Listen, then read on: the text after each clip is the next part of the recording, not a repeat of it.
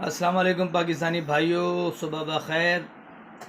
امید کرتا ہوں اللہ تبارک و تعالیٰ کے فضل و کرم سے آپ سب خیریت سے ہیں۔ اور آج میں مخاطب ہوں ہمارے ملک کی معزز و معروف شخصیت جناب مولانا فضل الرحمان صاحب سے، کیونکہ فضل الرحمان صاحب نے ابھی گزشتہ میں سمجھتا ہوں کہ کم و بیش 7-8 ماہ پہلے، یا ہو سکتا ہے میں کوئی غلطی کر رہا ہوں، ایک لانگ مارچ نکالا مہنگائی کے خلاف۔ تمام جو ہے اپوزیشنز کے ساتھ مل کر اور عمران خان صاحب کی حکومت کو زیر کر دیا اس لانگ مارچ نے۔ جبکہ میں یہ سمجھتا ہوں کہ اس وقت مہنگائی کا عروج وہ نہیں تھا جو مولانا صاحب کے مارچ کے بعد جو تبدیلی آئی، جو عمران خان کی حکومت گئی اور پیپلز پارٹی اور نواز شریف کی حکومت بنی، تو انہوں نے مہنگائی کے سب ریکارڈ توڑ دیے، لیکن مولانا صاحب کہیں نظر نہیں آئے۔ ہم جنس پرستی کا ایک قانون پاس ہوتا ہے، واویلا مچتا ہے، تمام اس ملک کے نام سے فکر رکھنے والے لوگ، اسلامی جمہوریہ پاکستان کے جو نام سے منسلک لوگ ہیں، وہ اس پر تھوڑا وہ شور شرابہ نظر آتا ہے، لیکن وہ بات پھر دب جاتی ہے۔ لیکن تب بھی مولانا صاحب کہیں نظر نہیں آتے، جبکہ مولانا صاحب ایک دینی جماعت سے تعلق رکھتے ہیں۔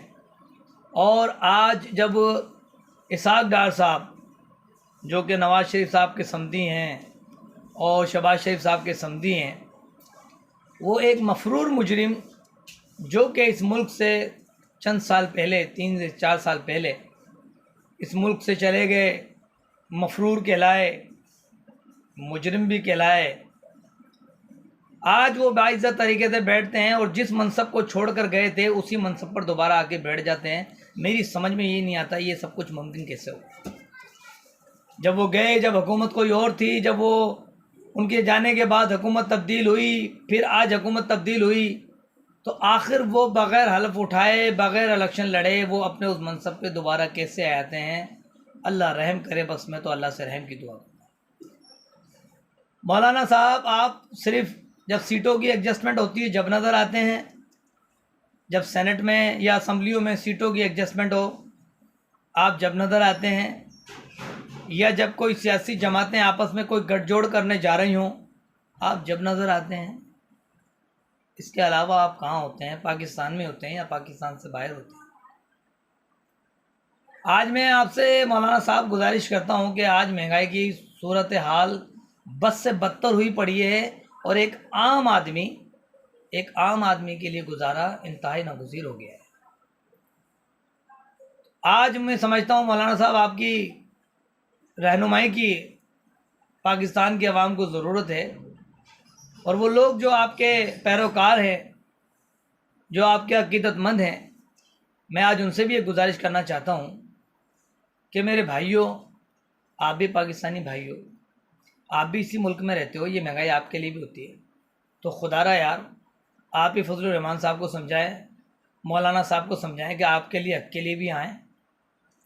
وہ تو حکومت گرانے کا جو مقصد تھا وہ تو ہو گیا پورا، لیکن جس مقصد کو لے کے چلے تھے مہنگائی کو، وہ اس سطح سے جب یہ لانگ مارچ نکالی گئی، اس سطح سے آج کئی زیادہ اس کی بلندی ہے۔ تو مولانا صاحب، یہ جو آپ کے عقیدت مند ہیں یہ بھی اسی پاکستان میں رہتے ہیں، جو آپ ہزاروں کے ہجوم کے ساتھ چلتے ہیں، یہ لوگ بھی پاکستانی ہیں۔ ان کے حق کے لیے بھی نکلیں، اور ایسے لوگوں کے لیے بھی نکلیں جو کہ یہاں سے چوریاں کر کے جاتے ہیں، مفرور کہلاتے ہیں، اور پھر باعزت طریقے سے وہ اسمبلیوں میں دوبارہ واپس آتے ہیں۔ ایسے لعنتی لوگوں کے لیے بھی نکلیں جو کہ اسمبلیوں میں ایسے بل پاس کرتے ہیں جو ہماری اسلامی روح کے بالکل مترادف ہے۔ ایسے وقت پہ مولانا صاحب آپ کہاں ہوتے ہیں؟ کیوں نظر نہیں آتے؟ کیوں وہ آپ کے عقیدت مند جو ہے، جو آپ سے عقیدت رکھتے ہیں، جو آپ کو محبت رکھتے ہیں آپ سے، وہ سراپا احتجاج کیوں نہیں نظر آتے؟ کیونکہ آپ ایک دینی جماعت سے تعلق رکھتے ہیں، آپ ایک اسلامی فکر سے تعلق رکھتے ہیں۔ تو میری بڑی آپ سے مؤدبانہ گزارش ہے، مہنگائی کی سطح بہت زیادہ بلندی پہ پہنچ گئی ہے، تو میں یہ چاہوں گا کہ آپ ایک مرتبہ اور پھر لانگ مارچ نکالیں، کیا تو اس مہنگائی کو کم کرنے کے لیے، یا پھر وہ طبقہ جو کہ 20,000 25,000 15,000 کی سیلریوں پہ کام کر رہا ہے، ان کے حق کے لیے نکلے کہ ان کی تنخواہیں کم از کم 40 سے 45,000 روپے ہونا چاہیے. پھر تو میں سمجھوں گا کہ آپ واقعی ایک اسلامی فکر سے تعلق رکھتے ہیں، پاکستان سے ہمدردی رکھتے ہیں، پاکستان کی عوام سے محبت کرتے ہیں. اور اگر آج آپ نظر نہیں آتے تو خدا را میں ایک پاکستانی ہونے کے ناطے آپ سے ہاتھ جوڑ کے گزارش کرتا ہوں کہ آئندہ آپ کسی لانگ مارچ کا حصہ نہ بنیے گا، آئندہ آپ کسی سیاسی جماعت کے گٹھ جوڑ کا حصہ نہ بنیے گا، آئندہ آپ اسمبلیوں میں سیٹ کے لیے مت لڑیے گا.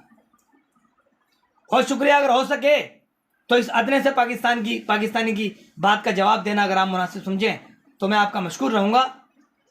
ورنہ میری آپ سے گزارش یہی ہے کہ آئندہ آپ روڈوں پر کم از کم عوامی مسائل کے لیے نظر مت آئیے گا جب آپ آج ان مشکل حالات میں نظر نہیں آ رہے. تو بہت شکریہ. اگر میری کسی بات سے کسی بھائی کی یا کسی کی بھی دل آزاری ہوئی تو میں معافی چاہتا ہوں.